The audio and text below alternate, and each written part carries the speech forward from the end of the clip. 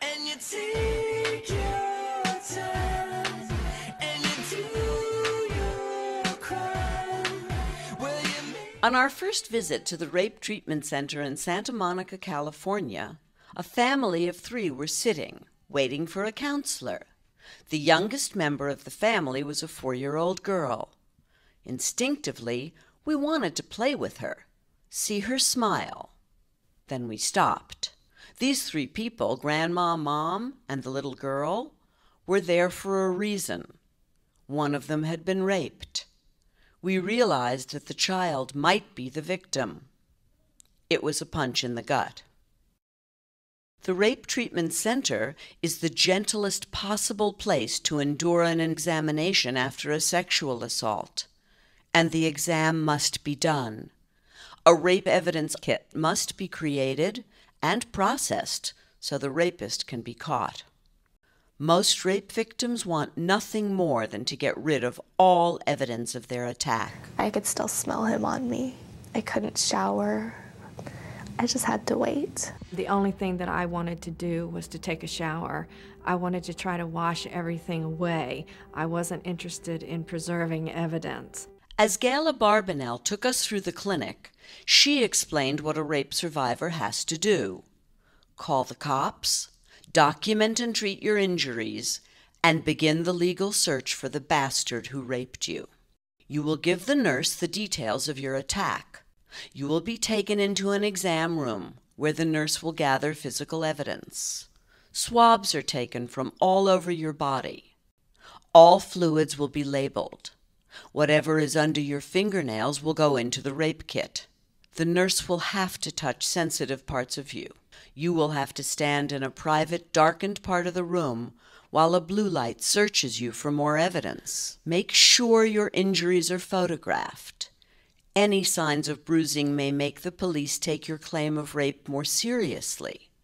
The final step in this process is to hand off the rape kit to the police, who are waiting in another part of the clinic. It is imperative that the police keep the chain of evidence uncontaminated before bringing it to the forensic lab, where it will be tested and a search for your attacker can begin in earnest. Inside this kit will be your rapist's DNA. What is DNA? It's the most reliable form of evidence in forensic science. Every living thing is made up of DNA, a molecule consisting of 2 strands of genetic material, one from the mother and one from the father. This genetic fingerprint makes DNA essential if a perpetrator is to be brought to trial. Like fingerprints, no 2 people have the same DNA. Vital evidence is now inside the forensic lab.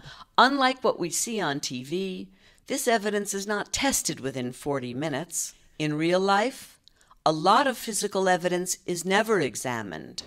And when I spray it,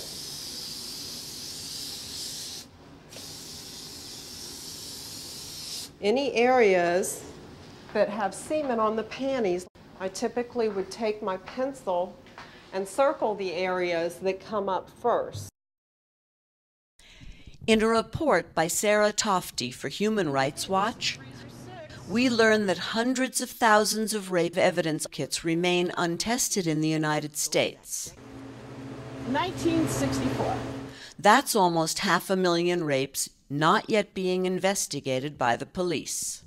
The report says over 12,669 rape kits remain untested in Los Angeles County alone. This backlog of untested evidence represents rapists out there on our streets. This was quite devastating because no prosecutor wants to hear that we have 12,000 plus victims out there whose rape kits are just now sitting on a shelf. This is not a backlog. This is worse than a backlog because a backlog presumes that you're working on it. Working on it? No, that's the problem. They have not been working on it. Some of these kits have been here for so long they have outlived the statute of limitations on the rape. Why hasn't the DNA been culled from these kits and uploaded into CODIS? CODIS is the Combined DNA Indexing System.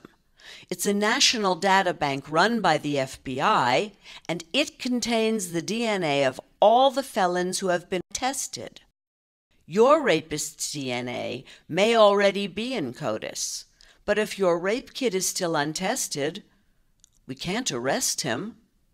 He got away with it. I'm always thinking, did this person have to be raped? If the other rape kits had been opened and that rapist had been taken off the street sooner because he was identified through DNA evidence, it could have saved this person from being raped. It was January 18th, 1994. I had just come home from work, and I opened the front door, and the rapist immediately began hitting me in the head with a hard object. My physical condition after the rape was pretty bad. I mean, he beat me severely. I knew that I needed medical attention for those wounds, but also I knew that I needed medical attention because I had been raped. I knew that they needed to collect evidence so that I could get the bad guy. I was 15 years old and pretty much was pulled off of a bus stop on my way home from work on a real wintry night. I'm a rape survivor, having been the victim of a home invasion stranger rape on August 27, 1992. A rape kit was taken and personal items were removed as evidence. The police did nothing in my case. These women were raped by strangers.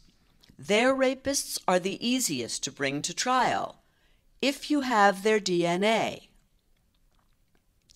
Now we enter the category of acquaintance rape. A woman meets a man in Starbucks and chats with him. He walks her home, forces his way into her apartment, and rapes her. This is considered acquaintance rape.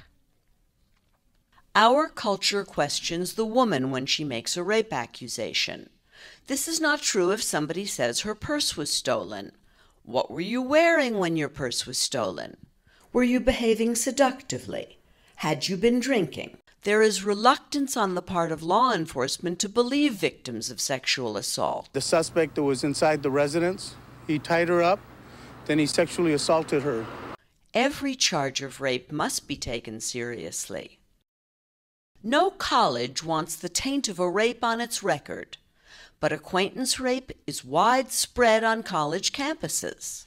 Megan Wright was a shy, pretty freshman here at Dominican College. Megan told her mother she believed she was drugged and then raped by multiple men after attending a party in her dorm in May of 2006. This surveillance video shows a disoriented, seemingly impaired Megan being led in and out of a room by several different men, some students, some not. The following morning, she told her best friend, Kelly Rocco, what had happened. She just kind of stood there and then said, "I think I was raped last night." She said that there was blood in her underwear. We went to the hospital by my house. She had a rape kit, and her face was just in so much pain as they were doing everything. Megan fell into a deep depression. Desperate to return to her life at Dominican, she was too afraid that the men who assaulted her were still on campus. And then the worst happened. She said, "You know what, Mom? I just want to lay down and take a nap, just for 2 hours. But when her mother went to check on her, the door was locked. She wasn't answering. And then I realized there was a chair in front of the door.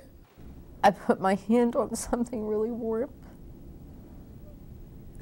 Her head was in the plastic bag.